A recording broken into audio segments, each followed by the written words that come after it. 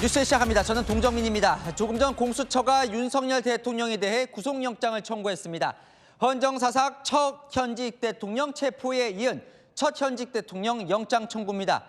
대통령이 오늘 조사에 응하지 않았지만 공수처는 체포 시한을 3시간 앞두고 내란 우두머리 혐의로 영장을 청구했습니다.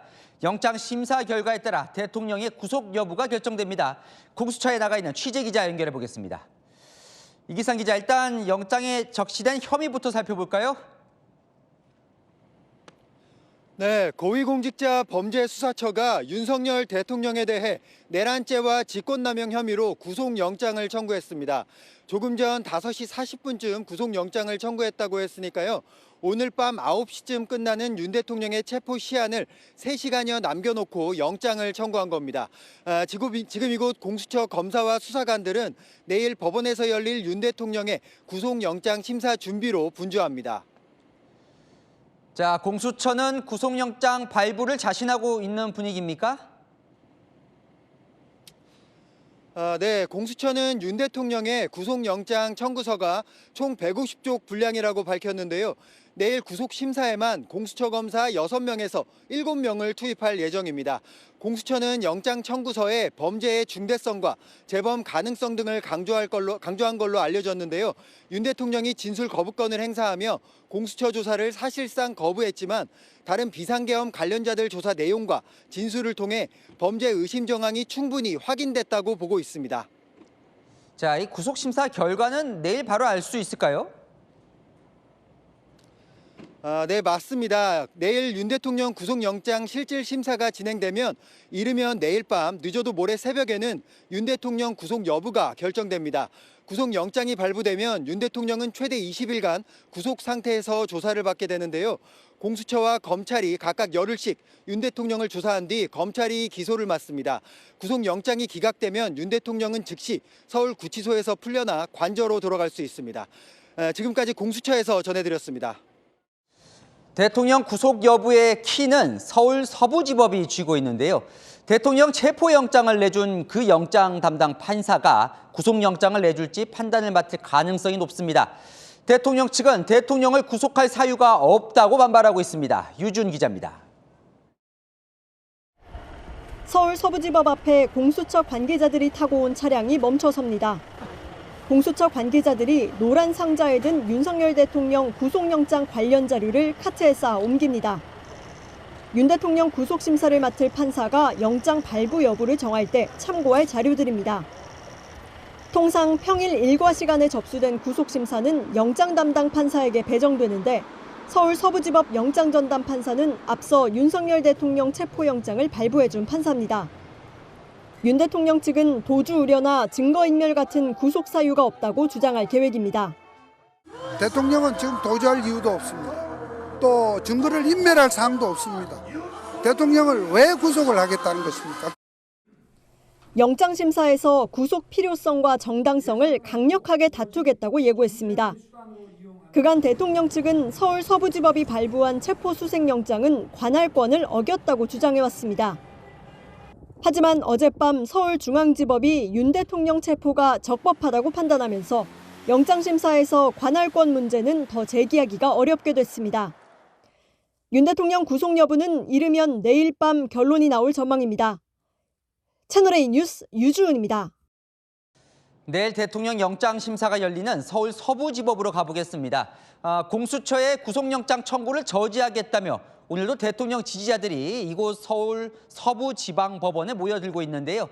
취재기자 연결해 보겠습니다. 장호림 기자, 공수처의 구속영장 청구 소식이 그곳에도 전해졌겠죠? 네, 맞습니다. 서울 서부지방법원 앞에는 윤석열 대통령 지지자 수백 명이 모여 있는데요. 조금 전 공수처가 구속영장을 청구했다는 소식이 전해지자 불법 영장을 철회하라며 집회 구호를 계속해서 외치고 있는 상황입니다. 경찰이 미신고 집회라며 해산 명령을 내렸지만 돌아가지 않고 경찰과 대치 중입니다. 공수처가 구속영장을 청구할 걸로 예상되는 시점이 다가오자 대통령 지지자들은 팔짱을 끼고 인간띠를 만들었는데요. 불법 영장이라고 적힌 팻말을 든 채 공수처 차량을 막겠다고도 했습니다. 하지만 윤 대통령 구속영장이 청구됐다는 소식이 전해지자 격앙된 반응을 보이며 공수처 규탄 구호를 외치고 있습니다. 경찰은 300명을 투입해 만일의 상황에 대비하고 있고요. 구속영장 심사 당일인 내일은 돌발 상황에 대비할 경찰 인력을 더 늘릴 계획입니다. 서부지법 정문 왼편으로는 윤 대통령 지지자들이 보낸 근저 화환들도 일렬로 길게 늘어서 있는데요. 사법부 정의는 죽었다거나 2차 체포영장을 발부한 서부지법 판사를 비판하는 문구 등이 적혀 있었습니다. 경찰은 어제 대통령 측의 체포 적부심 청구를 기각한 서울중앙지법 판사를 살해하겠다는 온라인 협박글에 대해서도 수사에 착수했습니다. 지금까지 서울 서부지법에서 전해드렸습니다. 윤석열 대통령이 방금 전 첫 옥중 메시지를 내놓았습니다. 뜨거운 애국심에 감사하다며 조금 불편하지만 잘 있다고 했습니다. 이세아 기자입니다. 윤석열 대통령이 오늘 변호인단을 통해 옥중 메시지를 공개했습니다. 지난 15일 고위공직자 범죄수사처에 체포된 지 이틀 만 공수처가 윤 대통령에 대한 구속영장을 청구한 직후입니다. 윤 대통령은 체포 3일 차인 오늘도 공수처 출석 요구에 불응했습니다. 대신에 지지자들을 향해 메시지를 내놓은 겁니다. 윤 대통령은 국민들의 안부를 물으며 조금 불편하긴 하지만 저는 구치소에 잘 있다고 했습니다. 그러면서 대통령 취임사부터 3.1절, 광복절 기념사, 대국민 담화 등 그동안 국민께 드렸던 말씀을 다시 읽으며 마음을 가다듬고 지나온 국정을 되돌아보고 있다고 덧붙였습니다. 윤 대통령은 지지자들을 향한 격려의 말도 공개했습니다. 그는 많은 국민들이 추운 거리로 나와 나라를 위해 힘을 모아주고 계시다고 들었다며 국민 여러분의 뜨거운 애국심에 감사드린다고 했습니다. 변호인단은 다만 구속영장 청구와 무관하게 윤 대통령이 국민들에게 전하는 편지라고 밝혔습니다. 채널A 뉴스 이세아입니다. 서울 구치소에 머무르고 있는 윤석열 대통령, 오늘도 공수처 조사를 거부했습니다. 첫날 조사 때 불법 조사라는 기본 입장을 밝힌 만큼 추가 조사에 응할 이유가 없다는 건데요. 자, 윤 대통령은 내일 법원에 이 구속 전 피의자 신분에도 출석하지 않기로 했습니다. 배준석 기자입니다. 어제 고위공직자 범죄수사처의 2차 조사를 거부한 윤석열 대통령. 체포 시한 마지막 날인 오늘 공수처의 3차 조사 요구에 응하지 않았습니다. 대통령 측은 첫날 조사에서 기본 입장을 밝혔다면서 일문일답식 신문에 답할 이유가 없다고 밝혔습니다. 수사권이 없는 공수처 수사에 응할 수 없다는 기존 입장을 고수하는 것으로 보입니다. 어젯밤 서울중앙지법이 대통령 측의 체포적부심 청구를 기각한 걸 두고는 안타깝고 유감스럽다고 했습니다. 오늘 서울구치소에서 윤 대통령을 면담한 석동현 변호사는 지지자들에게 윤 대통령의 상태를 전했습니다. 대통령께서도 나름대로 참 이 양반이 정말 배짱 하나는 대단합니다. 수십이 있거나 위축되지 않고 있다는 그런 상황입니다. 구금으로 인한 불편함도 대통령은 대수가 아니라고 생각한다고도 했습니다. 윤 대통령은 내일로 예정된 구속 전 피의자 신문에 불출석하기로 결심했습니다. 윤 대통령이 구속심사에 출석하려면 경호 차량이 아닌 교정당국의 호송차를 타고 이동해야 합니다. 윤 대통령은 서울구치소에서 머무르며 변호인단이 참석한 서부지법의 구속영장 심사 결과를 기다리게 됩니다. 채널A 뉴스 배준석입니다. 아는 기자 법조팀 김지윤 기자 나와 있습니다. 또 헌정사상 최초입니다. 현직 대통령이 구속 심사를 받게 된 건데 구속 가능성 어느 정도예요? 네, 물론 단정할 수는 없지만요. 이 비상계엄 사태에 관여한 군경 주요 인사들 이미 구속돼 있습니다. 그런데 재판에 넘겨진 이들의 공소장에 공통적으로 등장하는 내용이 있습니다. 바로 내란 우두머리 윤석열 대통령의 지시를 받았다는 겁니다. 내란 중요 임무 종사자들이 예외 없이 구속된 상황이니까요. 지시자로 지목된 윤 대통령의 구속 가능성 배제하기가 어렵습니다. 기각 가능성은 없습니까? 대통령 측은 주장을 하는 것 같은데요. 네, 맞습니다. 윤 대통령 측은요, 현직 대통령인 점을 계속해서 강조하고 있습니다. 비록 권한이 정지됐어도 엄연한 국가 원수이지 않냐는 건데요. 대통령은 도주할 이유도 증거를 인멸할 일도 없다고 주장하고 있습니다. 탄핵 심판도 언급했는데요. 대통령이 직접 심판정에서 계엄 선포 이유를 설명해야 하는데 구속을 해서 대통령의 손과 발을 묶어서는 안 된다는 논리입니다. 사실 대통령이 구속 심사에 참석을 한다면 포토라인에 서지 않을까 이런 전망들이 나왔는데 그럴 일은 없는 겁니까 이제? 네, 계엄 선포 이후로 윤 대통령이 사전 녹화한 영상으로 메시지를 전한 적은 있지만요. 체포 이후로는 언론사 카메라 앞에서 자신의 입장을 설명할 기회가 없었는데요.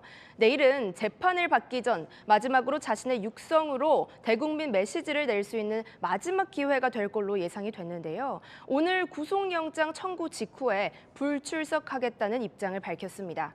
원래 사전 구속심사를 받게 되면요. 국민과 판사 앞에서 입장을 밝히겠다는 게 대통령 측의 그간 입장이었는데 체포 상태에서 받는 구속심사기도 하고 호송 차량으로 이동해야 하는 등 경호나 안전 문제가 해결되지 않는 상황이라는 점을 반영한 결정으로 보입니다. 대신에요, 변호사를 통해서 국민에게 전하는 편지 형태로 메시지를 냈습니다. 불편하지만 구치소에서 잘 있고 국민 여러분의 뜨거운 애국심에 감사드린다고 했습니다. 자, 공수처는 이제 대통령을 구속을 시켜야 한다는 쪽인데 내일 심사에서 어떤 전략으로 나올까요? 공수처는 윤 대통령이 그동안 비협조적인 태도를 보였다 이 점을 강조할 걸로 보입니다. 공수처의 소환 조사에 3차례 불응했고요. 경호처의 저지에 막혀서 체포영장 집행도 한 번 수포로 돌아갔죠. 체포된 상태에서도 어제, 오늘 계속해서 조사에 불응했다는 점도 구속 필요성으로 언급할 걸로 보입니다. 공수처는 조금 전 윤 대통령 구속영장 청구서에 범죄의 중대성 그리고 재범 위험성도 기재했다고 밝혔는데요. 형량이 4형 또는 무기징역인 내란 우두머리 혐의라서 중대한 사안이고요. 윤 대통령이 2차, 3차 계엄을 선포하면 된다라고 말했다는 검찰 조사 결과 등을 거론하면서 재범 위험도 강조할 예정입니다. 구속이 되면 그 다음엔 어떻게 되는 거예요? 공수처와 검찰에게 주어지는 시간이요, 최장 20일입니다.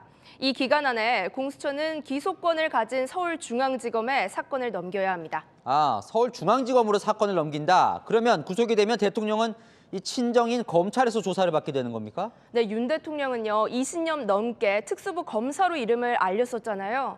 2013년 서울중앙지검 국정감사에서 사람에 충성하지 않는다는 발언으로 스포트라이트를 받으며 스타 검사가 되기도 했었죠. 문재인 정부에서 서울중앙지검장으로 초고속 승진하면서 주목을 받았습니다. 구속영장이 발부된다면요 검사로서 자신의 전성기를 보낸 곳에서 피의자 신분으로 조사를 받게 됩니다. 네, 아는 기자 김지윤 기자와 살펴봤습니다. 김성훈 대통령 경호처 차장이 오늘 경찰에 체포됐습니다. 대통령에 대한 체포영장 집행을 저지한 혐의를 받았죠. 김 차장은 본연의 업무를 한 것이라며 혐의를 전면 부인했습니다. 여인선 기자입니다. 윤석열 대통령의 체포 저지를 주도한 혐의를 받는 김성훈 대통령 경호처 차장이 오늘 오전 경찰에 출석했습니다. 경호처 내 강경파로 꼽히는 김 차장은 혐의를 인정하냐는 취재진의 질문에 경호처의 임무를 한 것뿐이라고 선을 그었습니다. 저희는 지금 이 순간에도 전직 대통령도 내보내서 모시고 있고 현직 대통령도 경호하고 있습니다. 저희에게 주어진 경호 대상자의 절대 안전을 위해서 경호 임무 수행을 하는 것뿐입니다. 오히려 공수처가 사전 영장 제시나 고지 없이 군사시설 관저를 일방적으로 침입했다고 비판했습니다. 경호처 내부 분열 의혹에 대해선 사실과 다른 부분이 있다고 일축했는데 윤 대통령이 체포되기 전 한 말을 대신 전하기도 했습니다. 이 추운 겨울에도 차가운 바닥에서 오로지 자유 대한민국을 위해서 지키기 위해 저렇게 지지하시는 분들을 생각할 때마다 마음이 아프다. 내가 더 기운 차려서 꿋꿋이 자유 대한민국을 지켜내겠다. 너도 너의 본연의 임무를 소임을 다해라. 약 8분간 발언을 쏟아낸 김 차장은 경찰 조사가 시작되자마자 체포됐습니다. 김 차장은 앞서 3차례 경찰 출석 요구에 불응해 체포영장이 발부됐습니다. 경찰은 지난 15일 2차 체포영장 집행 당시 김 차장을 체포할 방침이었지만 윤 대통령 측의 요청으로 영장을 집행하진 않았습니다. 경찰은 영장 집행 저지를 누가 주도했고 무력 사용 지시가 있는지 등을 조사할 계획입니다. 채널A 뉴스 여인선입니다. 자, 야당은 이 경호처가 대통령 생일 축하 합창을 했다면서 사병이냐고 문제를 삼았었지요. 김성훈 경호처 차장, 사람 살아가는 세상인데 친구 생일 축하 노래 안 불러주냐며 오히려 반문했습니다. 장치혁 기자입니다. 검은 정장에 마스크를 쓰고 변호인과 함께 경찰청에 들어선 김성훈 경호처 차장. 취재진 앞에서 8분 넘게 입장을 밝혔는데 인터뷰가 길어지자 경찰과 중간에 신경전을 벌이기도 했습니다. 들어오시죠. 말씀하시죠. 네. 마지막으로 한 말씀 하시죠. 김 차장은 윤 대통령 말을 전하며 시종일관 당당한 자세를 보였습니다. 네가 약 30년 동안 7분의 대통령을 모셔왔지 않냐. 윤석열을 모신 게 아니다. 헌법기관인 대통령을 모신 거기 때문에 그런 소임을 다해라 말씀하셨습니다. 취재진이 재작년 경호처 창립 60주년 기념식을 대통령 생일 파티로 기획했다는 논란을 지적하자 정면으로 반박했습니다. 반대로 여러분들은 친구들이 생일 축하송 안 해주나요? 그거는 업무적인 걸 떠나서 사람이 살아가는 세상입니다. 우리가 책상 옆에 앉아있는 동료가 생일에도 그렇게 해주지 않습니까? 그러면서 전혀 문제될 것이 없다고 일축했습니다. 노래 제작에는 그런 세금이 안 들어간 건가요? 세금 들어간 적 없습니다. 이게 경호 업무와 어떤 연관이 있나요? 경호 업무 외적이라고 말씀드렸잖아요. 생일. 김성훈 차장은 경호처를 특정 대통령 사병 집단으로 폄훼하고 조직을 집단으로 무력화시키는 건 부적절하다고 목소리를 높였습니다. 채널A 뉴스 장치혁입니다. 김성훈 대통령 경호처 차장은 오늘 경찰에 출석하기 전 채널A와 인터뷰를 했습니다. 물리적 충돌을 감수하고 저지하라고 한 강경파라는 지적에 경호처는 대통령만을 위해 존재하는 대통령 사병 집단이 맞다는 소신을 드러냈습니다. 최승현 기자의 단독 보도입니다. 김성훈 대통령 경호처 차장은 오늘 경찰 출석 전 채널A 인터뷰에서 지난 15일 대통령에 대한 2차 체포영장이 집행됐을 때 1차 저지선이 뚫리자 대통령에게 3차 저지선을 치겠다는 뜻을 전했었다고 밝혔습니다. 그러자 대통령이 말렸다는 후문을 전했습니다. 김 차장은 최후의 저지선에 최정예 요원들이 있었지만 대통령은 절대 안 된다고 했다고 전했습니다.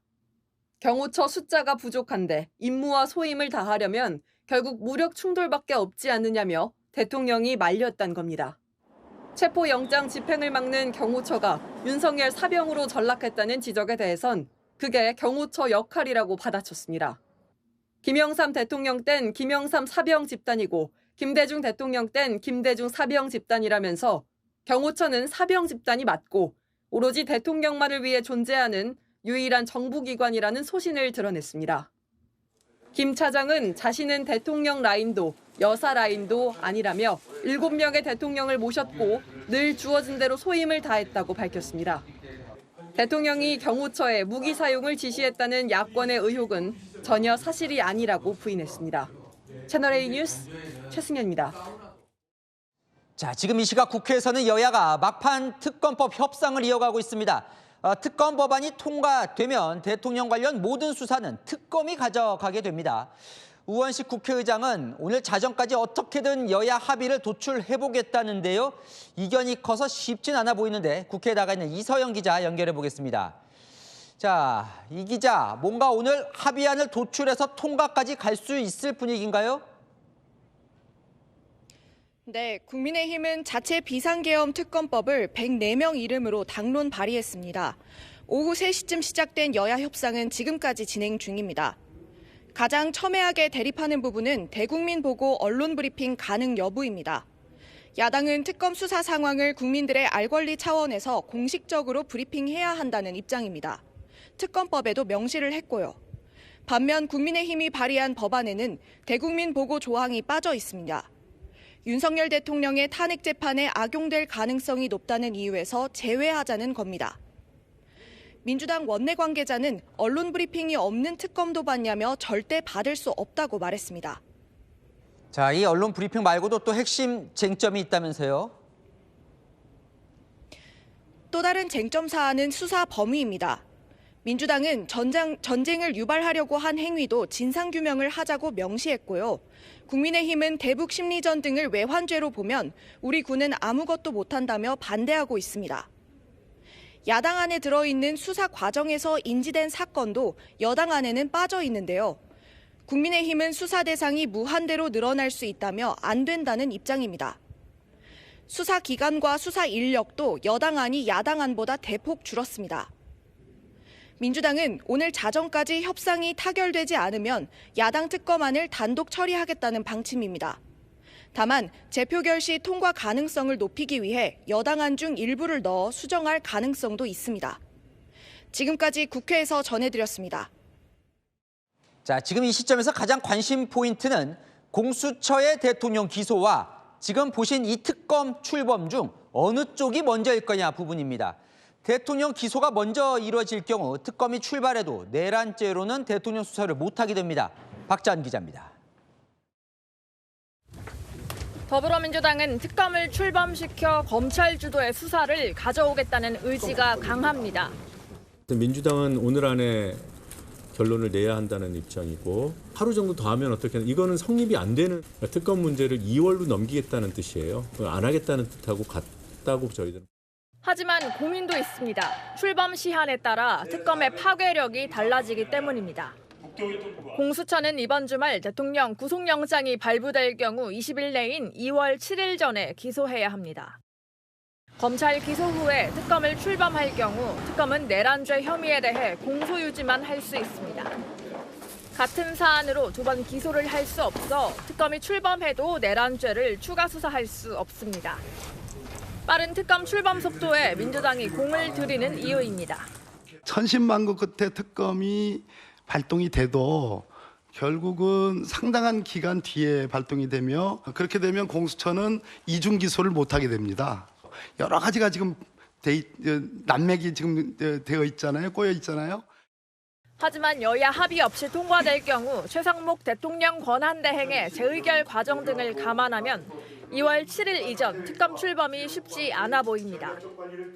민주당 관계자는 특검 파괴력이 낮아질 수는 있어도 그래도 특검은 어떻게든 통과시킬 것이라고 했습니다. 채널A 뉴스 박자한입니다. 자, 아는 기자 정치부 손인혜 기자 나와 있는데요. 자, 지금 국회에서 여야가 정말 사활을 걸고 이 특검법 협상을 치르고 있습니다. 왜 이렇게 중요한 거예요, 이게? 네, 여야 모두 사활을 걸었다는 표현 맞습니다. 왜냐하면 특검법이 조기 대선 전국에서 엄청난 파괴력을 갖고 있기 때문인데요. 좀 더 정확히 짚으면 대선 여론을 좌우할 수 있다는 겁니다. 여론전이라는 건데 무슨 말일까요? 네, 조기 대선이 치러진다면 특검이 여론에 영향을 미칠 수밖에 없습니다. 특검과 대선 기간이 딱 겹치거든요. 특검안이 오늘 통과되고 임명 절차 등 준비 기간을 거치면 2월부터 본격 시작하게 됩니다. 여당안이든 야당안이든 100일 넘는 수사 기간을 감안하면 6월 안팎까지 특검 수사가 이어집니다. 대통령 탄핵 심판 결과는 여야 모두 4월 초쯤 나올 거라고 예상하거든요. 인용될 경우에는 그로부터 60일 뒤인 6월 초 대선이 열립니다. 특검 수사 기간과 대선 기간이 맞아 떨어지는 겁니다. 자, 근데 특검이 통과되면 이건 뭐 민주당에게 무조건 유리한 거 아닙니까? 일단 그 말은 맞습니다. 민주당은 그래서 여론전에 최대한 이용하려는 건데요. 바로 문재인 전 대통령이 당선된 19대 대선 추억을 떠올리는 겁니다. 국정농단 특검 기억나시죠? 특검이 출범하고 매일같이 관련자들을 압수수색 소환 조사하고 실시간으로 언론 브리핑을 했고 기사를 도배했습니다. 이 특검 바람을 타고 문재인 전 대통령은 상당히 큰 격차로 대선에 당선됐고요.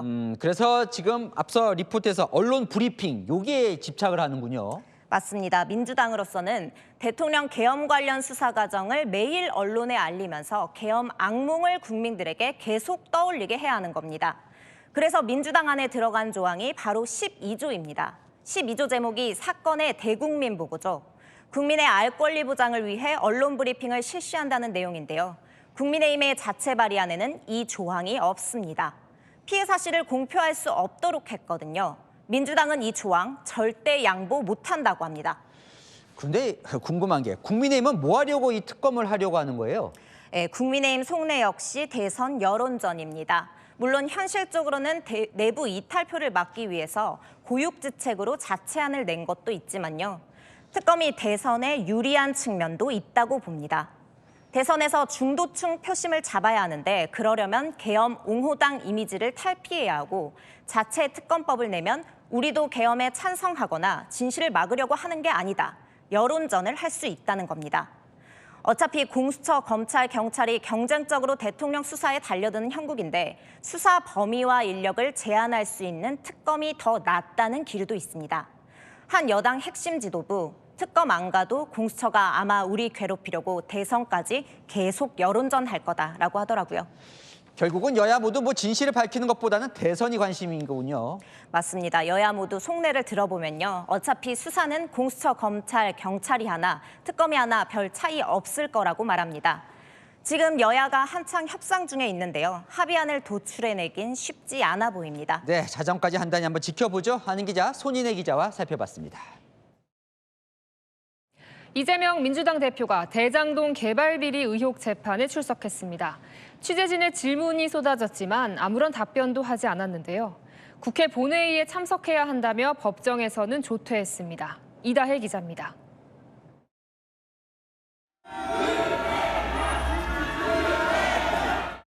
지지자들이 이재명 더불어민주당 대표를 연호하는 가운데 검은색 승합차가 법원 앞에 멈춰섭니다.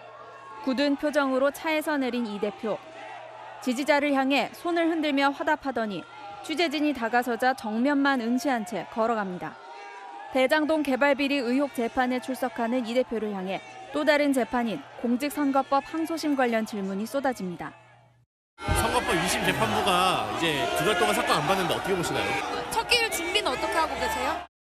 이 대표는 윤석열 대통령 수사 상황이나 최근의 정당 지지율 변화에 대한 질문에도 전혀 답변하지 않았습니다. 윤 대통령 체포 적부심 결과 나왔잖아요. 그거에 대해서는 좀 어떻게 보시는지. 지지율 역전 현상 일어나는데 어떻게 보시나요? 모든 질문에 묵묵부답으로 일관한 채 법원 출입구로 들어가기까지 걸린 시간은 불과 20초입니다. 이 대표는 오전 재판에만 출석하고 국회 본회의 참석을 이유로 조퇴했습니다.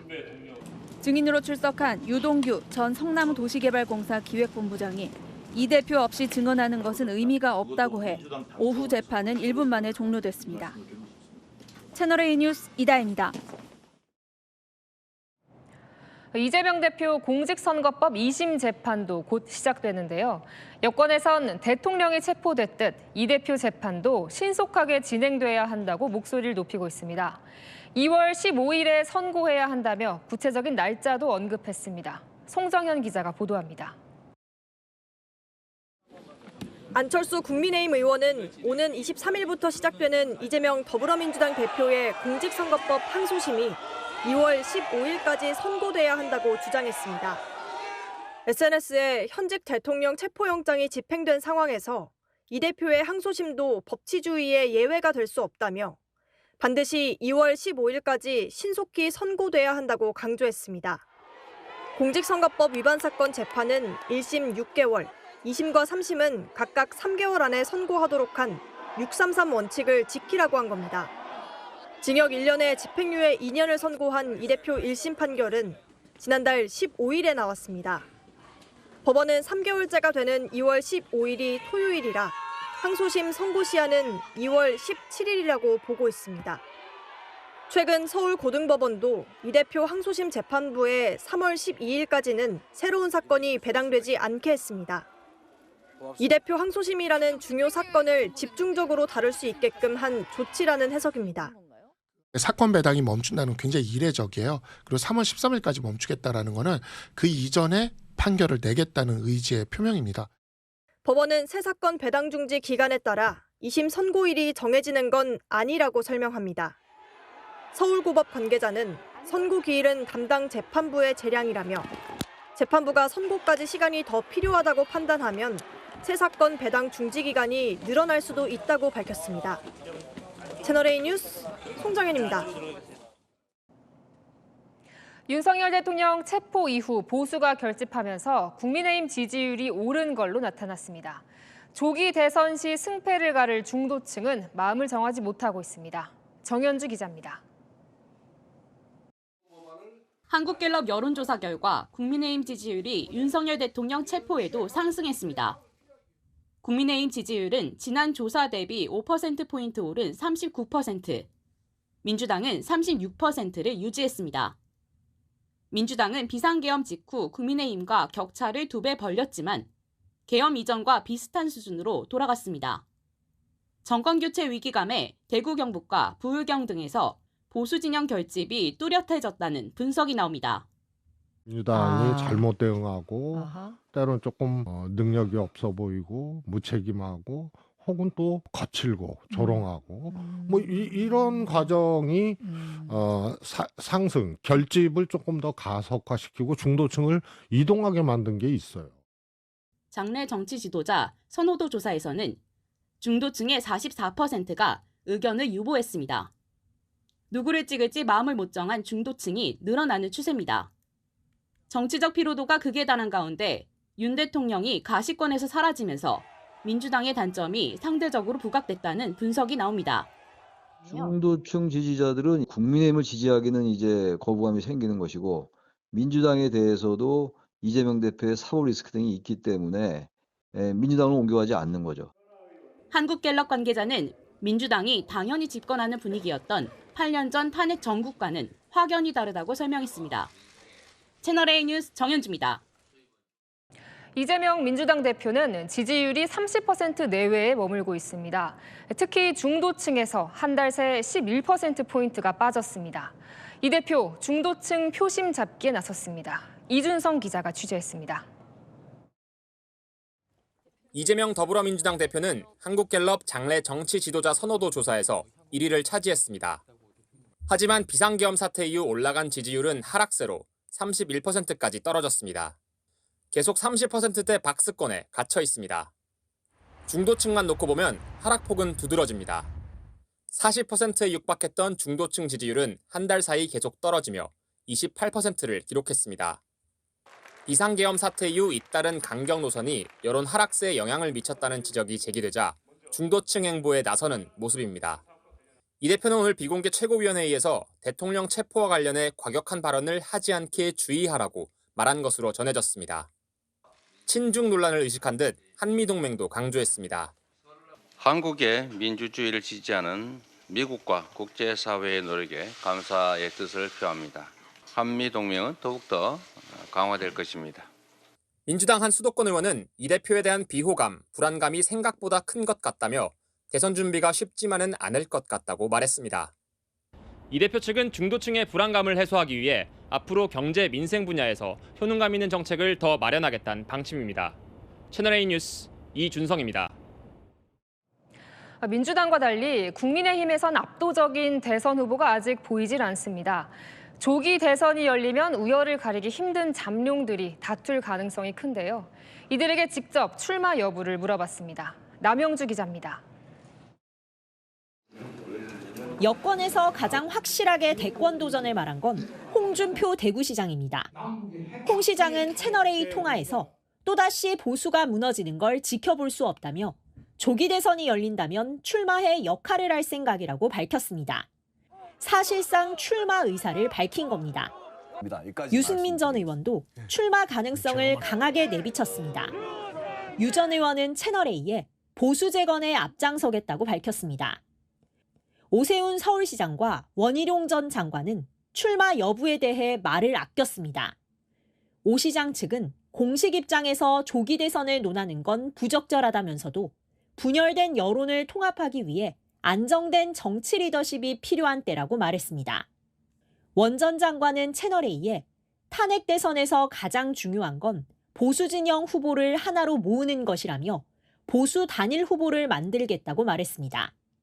출마 여부보다 보수 통합에 관심이 크다는 게 최측근 설명입니다.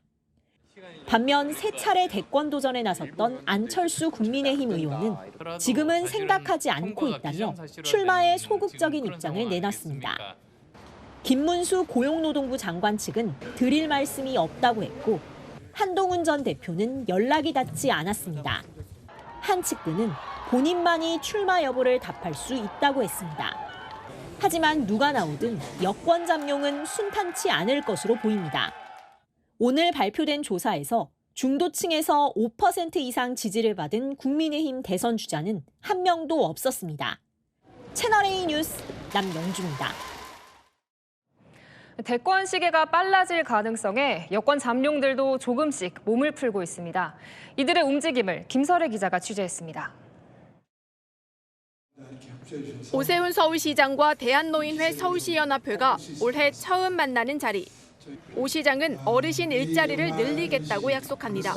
2,727억 원의 예산으로 올해 9만 5천 개의 일자리를 마련하게 됩니다. 기대해 주셔도 좋을 것 같습니다. 확실한 대권 도전 의지를 밝힌 건 아니지만 최근 일자리 창출이나 규제 철폐를 화두로 내세우며 안정감 있는 리더십을 부각하는 데 주력하고 있습니다. 일찌감치 대권 의지를 밝힌 홍준표 대구시장은 오는 19일 미국으로 떠납니다. 도널드 트럼프 미국 대통령 취임식에 참석해 트럼프 2기 행정부와의 접점을 쌓기 위해서입니다. 한국 상황이 워낙 엄중하니까 그 상황도 들어보고 앞으로 전개 방향도 자기들이 정책에 부합할는지 그거 알아보기 위해서 초청한 거겠죠. 오 시장과 홍 시장은 SNS에 이재명 더불어민주당 대표를 비판하는 글을 올리며 현안마다 목소리도 내고 있습니다. 최근 여권의 주요 대선 주자로 떠오른 김문수 고용노동부 장관은 부처 현안을 챙기는 데 집중하고 있습니다. 어제는 고용복지센터를 찾아 청년 취업 문제 등 고용 불안을 해소하는 데 역량을 모으겠다고 강조했습니다. 원희룡 전 국토교통부 장관은 지난 7월 전당대회 패배 이후 정치 전면에 나서지는 않았지만 최근 활동을 재개했습니다. 그런 책임 있는 그런 정당으로서 일을 다 하자. 그런 마음으로 저도 여러분을 지키고 여러분들의 그 애국심을 제가 뭉쳐낼 수 있도록 최선을 다하겠습니다. 빨라지는 대권 시기에 여권 잠룡들의 움직임이 본격화되는 모양새입니다. 채널A 뉴스 김설혜입니다. 허은하 개혁신당 대표의 사퇴를 요구하는 당원 소환제 서명이 1시간 만에 5천 명을 넘어섰습니다. 일단 투표 시행 조건은 충족됐는데 허 대표는 인정할 수 없다고 맞서고 있습니다. 김용성 기자가 보도합니다. 허은하 개혁신당 대표의 사퇴를 요구하기 위한 당원 소환제 서명이 오늘 시작됐습니다. 당원 소환제는 당원들이 당대표 재신임을 물을 수 있는 제도로 이준석 의원 측이 추진을 예고해왔습니다. 사이트는 구축이 됐고요. 본인 인증을 하려 그러면은 우리가 보통 뭐 패스라든지 나이스 인증 모듈 이런 걸 해가지고 해야 되는데 그거 승인받는데 한 며칠 걸리는 거 그거 기다리고 있는 겁니다. 김성열 전 개혁신당 수석 대변인은 청구 인원이 사이트 오픈 1시간여 만인 15시 30분 기준 5천 명을 넘어섰다며 으뜸 당원 총수가 2만 5천 명 이하라는 전제하에 당원 소환제 청구 요건이 불과 1시간여 만에 완료됐다고 밝혔습니다. 김 전 대변인은 채널A와의 통화에서 오후 5시 기준으로 7,200명도 넘어섰다고 전했습니다. 향후 투표에서 으뜸 당원 전체 중 3분의 1이 참석해 과반이 찬성하면 허 대표는 즉시 직위를 상실합니다. 허 대표는 당원 소환제에 대해 인정할 수 없다며 즉시 반발했습니다. 허 대표는 SNS를 통해 불법적이고 부당한 소환제를 결코 인정할 수 없다며 선출된 대표를 인기 투표하듯 끌어내리려는 시도는 오징어 게임의 투표 방식과 다를 바 없다고 주장했습니다. 허 대표가 이준석 의원과 가까운 김철근 전 사무총장을 경질한 이후 양측의 갈등이 극단으로 치닫고 있습니다. 채널A 뉴스 김용성입니다. 숙명여대가 김건희 여사가 받지 않고 있는 석사 논문 표절 조사 결과를 다시 한번 통보할 예정입니다. 이번이 3번째 통보인데요. 관저에 머물고 있는 김 여사는 건강이 급격히 안 좋아진 걸로 알려졌습니다. 강태현 기자입니다. 숙명여대는 최근 김건희 여사에게 석사학위 논문 표절 여부에 대한 조사 결과를 통보했습니다. 표절이라고 잠정 결론을 내린 걸로 전해집니다. 이의 신청 기간은 한 달인데 김 여사는 학교 측의 통보를 수령하지 않고 있습니다. 우편과 메일로 2차례 결과를 전달했지만 모두 받기를 거부했습니다. 추가 통보를 할 것으로 전해지는데 김 여사가 이번에도 수령을 거부하면 이대로 조사가 종결될 것으로 보입니다. 결과에 이의가 없는 것으로 판단하고 다음 달 중에 결과를 발표할 가능성이 있는 겁니다. 김 여사의 석사 학위가 취소될 경우 국민대 박사과정 입학 자격도 상실됩니다. 국민대에서도 김 여사의 박사 학위 취소 여부를 심의해야 하는 겁니다. 국민대는 고등교육법에 따라 김 여사의 박사 학위를 즉각 취소하십시오. 숙대가 학위를 취소하면 즉각 박사 학위를 취소해야 됩니다. 윤 대통령 체포 이후 관저에 홀로 머물고 있는 김 여사는 건강 상태가 악화된 것으로 알려졌습니다. 여권 관계자는 심신이 지친 상태라고 했고 대통령실 관계자도 참모들 사이에서 입원 필요성까지 제기됐다고 말했습니다. 채널A 뉴스 강태현입니다. 트럼프 미국 대통령 당선인의 취임식이 사흘 앞으로 다가왔죠. 트럼프 1기 행정부의 핵심 참모였던 존 볼턴 전 백악관 국가안보보좌관을 단독 인터뷰했습니다. 볼턴은 북미 회담을 하게 된다면 김정은이 주도권 측면에서 더 강할 거라고 평가했습니다. 워싱턴에서 최주현 특파원입니다. 트럼프 1기 행정부에서 대북 정책에 깊이 관여했던 존 볼턴 전 백악관 국가안보보좌관에게 북미 회담 재성사 가능성부터 물어봤습니다. 볼턴은 김정은 북한 국무위원장이 더 이상 북미 회담에 큰 흥미를 느끼지 못할 걸로 분석하며 회담의 주도권도 트럼프보다 김정은에게 있다고 평가했습니다. 핵 능력이 향상된 데다 러시아와의 밀착으로 미국과 회담할 필요성이 줄어들었다는 겁니다. Now Kim is in a very strong position. The closer North Korea gets to having deliverable nuclear weapons capabilities, the less interest they have even in meeting. 북한은 절대 핵을 포기하지 않을 것이라고도 강조했습니다. But they never gave up their nuclear programs. They've play acted. So I think there's no serious possibility that you can have a diplomatic resolution. 볼턴은 트럼프 역시 성과 없는 회담을 원하지 않지만 언론의 관심을 얻기 위해 평양에 가기로 결정할 가능성은 있다고 분석했습니다. 하지만 그럴 경우 북핵에 정당성을 부여하는 상황으로 이어질 수 있다고 봤습니다. 워싱턴에서 채널A 뉴스 최주현입니다. 볼턴 전 보좌관은 트럼프 2기 행정부의 외교 정책에서 한반도 문제는 우선순위에 없다며 직설적인 조언도 했습니다. 이어서 문예빈 기자입니다. 트럼프 외교 정책의 우선순위 3가지를 물었더니 존 볼턴은 우크라이나와 중동 전쟁, 불법 이민 문제를 거론했습니다. I think Ukraine's probably number one. I think the war in the Middle East is number two. The illegal immigration question, which has significant international ramifications, would be next. 북핵을 포함한 한반도 문제는 없었습니다. 트럼프 2기 정부를 상대로 한 한국의 대미 외교가 어려워질 가능성을 밝힌 겁니다. 볼턴은 한국에 피해가 없길 바란다며 우려를 표하기도 했습니다. My hope is that no damage takes place, but I'm worried because Trump doesn't really get how alliances work.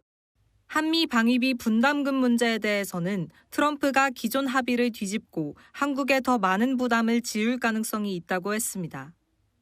We did talk with you and your administration in the first term about increasing South Korea's contribution. South Korean government to make contact very early with the new administration. 볼턴은 북핵 위협에 대한 억지력 강화 수단으로 미국 전술핵의 한반도 재배치를 제시했습니다. 한국의 자체 핵무장에 대해서는 중국 등 다른 나라의 핵무장을 부추길 수 있다며 반대했습니다. 채널A 뉴스 문예빈입니다. 트럼프 당선인이 두 번째 임기를 상징하는 공식 사진을 공개했습니다. 2년 전 형사 피의자로 찍은 머그샷과 똑 닮은 강렬한 모습인데요. 어떤 메시지를 담은 걸까요? 서주희 기자입니다. 한쪽 눈을 치켜뜨고 입을 꾹 다문 채 정면을 노려보는 도널드 트럼프 미국 대통령 당선인. 취임식을 나흘 앞둔 현지 시각 어제 트럼프 정권 인수위원회가 공개한 공식 초상 사진입니다. 특유의 화난 표정이 대선 결과 뒤집기 혐의로 지난 2023년 기소됐을 때 찍은 머그샷을 연상케 합니다. 환한 웃음을 지었던 8년 전 45대 대통령 공식 사진과 비교해도 강인하고 공격적인 모습입니다. BBC는 이전 사진과 극명한 대조는 트럼프가 추구하는 이미지 변화를 보여준다며 두 번째 취임을 준비하면서 더 강하고 투쟁적인 모습을 강조하고 있다고 분석했습니다. 범죄자로 몰릴지언정 미국을 위해서 온갖 굳은 일을 다 하겠다. 투쟁하는 지도자의 이미지를 좀 보여주고 싶었던 것이 아닌가. 이런 가운데 트럼프는 현지 시각 어제 SNS를 통해 실베스터 스텔론, 멜 깁슨, 그리고 안젤리나 졸리의 아버지인 존 보이트 등 유명 영화배우 3명을 할리우드 특사로 임명했다고 밝혔습니다. 이들은 모두 트럼프의 열렬한 지지자로 알려져 있습니다. 트럼프는 나는 이들이 제안하는 것을 실행할 것이라고 밝혔지만 구체적인 역할은 언급하지 않았습니다. 채널A 뉴스 서주입니다. 20살 북한군을 생포한 우크라이나군의 증언이 공개됐습니다. 전장에서 마주한 북한군은 살인병기가 아닌 어린 소년이었다고 했는데요. 북한군의 전투 능력을 러시아군보다 높게 평가하기도 했습니다. 장하얀 기자입니다. 수풀로 위장한 우크라이나군이 바닥에 앉아있는 동양인 병사에게 다가갑니다. 말을 걸어보지만 큰 움직임이 없는 병사. 이들은 다리를 다친 듯 일어서지 못하는 병사를 부축해 일으킵니다. 병사의 얼굴을 살펴보니 현지 시각 9일 생포된 러시아 파병 북한군입니다. 우크라이나 매체가 생포 작전에 투입된 우크라이나 군인의 인터뷰와 함께 북한군 생포 당시 모습을 공개했습니다. Я не знаю, ми дивились на нього, дійсно молодий хлопчина, я б не сказав, що він там якийсь супер вбився, ще щось, звичайна людина. 우크라이나 군인들은 북한군에게 응급처치를 제공하기 시작하자 러시아군이 포를 발사하기 시작했다며 우리가 생포하려는 것을 알고 막으려 하는 것 같았다고 밝혔습니다. 이 우크라이나군은 북한군의 전투 능력이 러시아군보다 강하다고 평가했습니다. Ті більш молоді, більш витривалі і напевно, і більш мотивовані вже, чим самі росіяни. Фізично, морально підготовлені набагато краще. Вони можуть нести на собі багато, можуть бігти довго і в екстремальних умовах можуть виживати набагато більше. 이들은 또 다른 북한 군인을 포로로 잡으려 했는데 당의 영광, 김정은에게 영광이라는 말을 하며 수류탄으로 자폭했다고도 밝혔습니다. 한편 자유아시아방송은 북한 내부 증언을 인용해 북한 당국이 파병 군인의 유가족에게 당원증과 평양 거주 등 이례적인 보상을 하고 있다고 전했습니다. 다만 러시아 파병 사실과 정확한 사망 이유는 함구하고 있다고 보도했습니다. 채널A 뉴스 장하얀입니다. 한 여성이 겪은 아찔한 사건 소식 전해드립니다. 평범한 퇴근길, 전 남자친구가 흉기를 들고 차에 올라타더니 다시 만나달라며 협박을 시작했는데요. 그 긴박했던 순간 최다함 기자가 단독 취재했습니다. 검은색 외투와 모자를 쓴 50대 남성이 황급히 달려갑니다. 카페 앞 바닥에 무언가를 내려놓고 달아납니다. 남성이 둔 물건은 흉기였습니다. 경찰이 전력 질주로 뒤쫓아가서는 금세 도망친 남성을 붙잡습니다. 남성이 전 여자친구의 차량에 기습적으로 탑승한 건 지난달 18일. 흉기를 든 채로 전 여자친구에게 나랑 다시 만나주지 않으면 죽을 것이라고 협박했습니다. 위협을 느낀 여성은 남성을 태운 채 그 길로 15분 정도 차를 몰아 가까운 지구대로 향했습니다. 여성은 이곳에 차를 세우고 지구대 안으로 뛰어들어가 신고했습니다. 당황한 남성은 차에서 내려 달아났고 지구대 근무 중이던 경찰이 남성을 추격해 검거했습니다. 경찰은 남성이 흉기를 버리는 모습을 포착하고 곧바로 수거했습니다. 검거 당시 남성은 술에 취해 있었는데 경찰 조사에서 전현인과 다시 만나고 싶었다고 진술한 걸로 전해졌습니다. 경찰은 50대 남성을 특수협박 혐의로 구속해 검찰에 사건을 넘겼습니다. 채널A 뉴스 최다함입니다.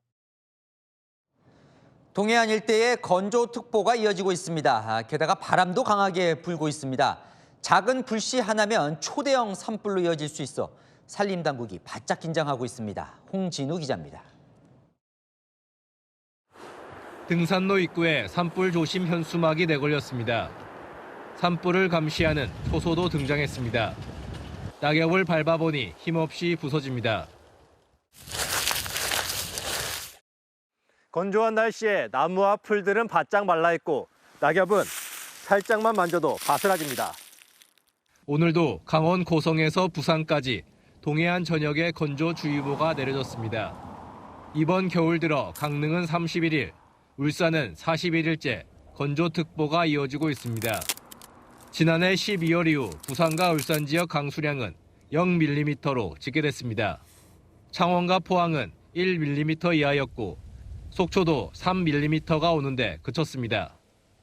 대지가 바짝 마른 데다 바람까지 불면서 산불 위험도 커지고 있습니다. 올해 발생한 산불은 26건, 어제 하루에도 2건의 산불이 났습니다. 산림청은 산불 재난 국가위기 경보를 주의 단계로 높이고 긴장을 늦추지 않고 있습니다. 건조특보가 지속된 가운데 주말 온화한 날씨가 이어지면서 산불 발생 위험 등급이 높은 단계에 돌입하는 지역이 증가할 것으로 예상이 됩니다. 산림당국은 산에서 화기를 사용하거나 논밭 태우기 등을 삼가해 줄 것을 당부했습니다. 채널A 뉴스 홍진우입니다. 성혜란 기자와 여랑야랑 시작합니다. 첫 번째 주제 보겠습니다.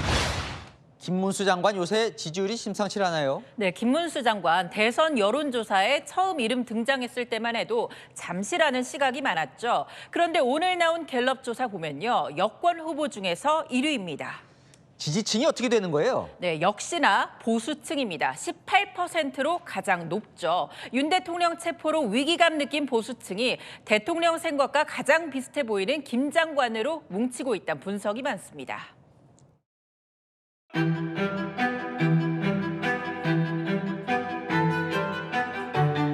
그만둘 생각은 없으십니까? 대통령이 그만두라 그러면 그만두겠습니다만은.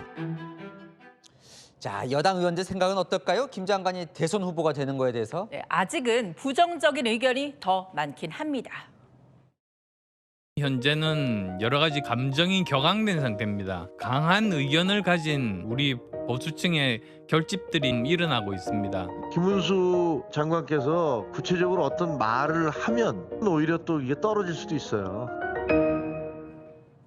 하지만 더 오를 거란 분석도 있었습니다. 보수 정체성이 확실해서 소구력이 있고 명태균 씨와 엮이지 않아 경쟁력 있다는 평가도 있었습니다. 대선 관련해서 당사자 생각이 가장 중요하겠죠? 네, 김 장관 이달 초만 해도 이 자신이 대선 후보로 언급되는 상황이 안타깝다고만 했는데요. 이 지지율 달라진 만큼 생각도 달라졌을까요? 네, 다음 주제 보겠습니다. 김민전 국민의힘 의원인데 표정도 검열은 뭘까요? 네, 오늘 교육위원회가 열렸는데요. 이 야당 의원들은 백골단 기자회견을 주선했다며 김 의원의 사퇴를 요구했습니다. 김 의원이 송구스럽다며 사과를 했지만 야당은 태도를 문제 삼았습니다. 김민전 의원님은 국회 교육위원회에 어울리지 않습니다. 당장 사퇴해야 합니다. 백골단들이 폭력적으로 민주화 아무리 못해도 뭔가 반성하는 모양새라도 보이시든지 웃으시면서 팔짱 끼고 계시면서 무슨 생각을 하시고 계셨나?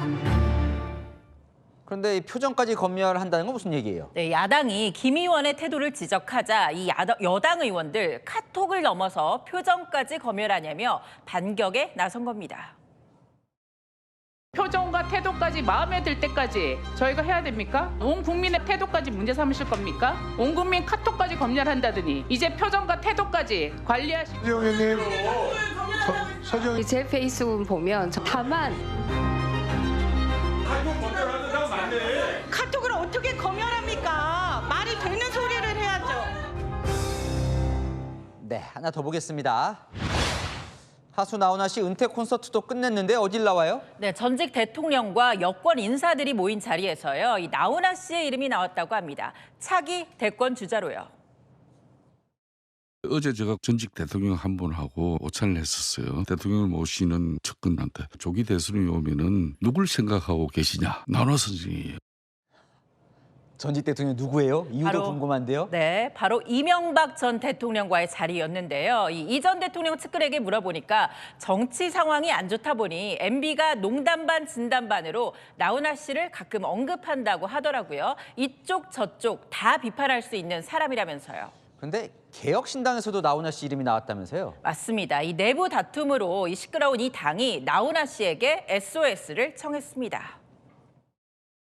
테스 형, 세상이 왜 이래 대변해 주셨던 나훈아 개혁신당의 고문으로 모시고 싶습니다. 세상이 왜 지금 허 대표는 이준석이 아니라 바른미래당의 손학규입니다. 1분 내로 마무리해 주시기 바랍니다. 제가 하고 싶은 말씀 하겠습니다. 시한은 활동하시는 분이 그 시간 지키는 것도 못하십니까? 내홍으로 국민께 실망을 드리는 저희 당에도 쓴소리를 안겨주시지 않을까 싶습니다.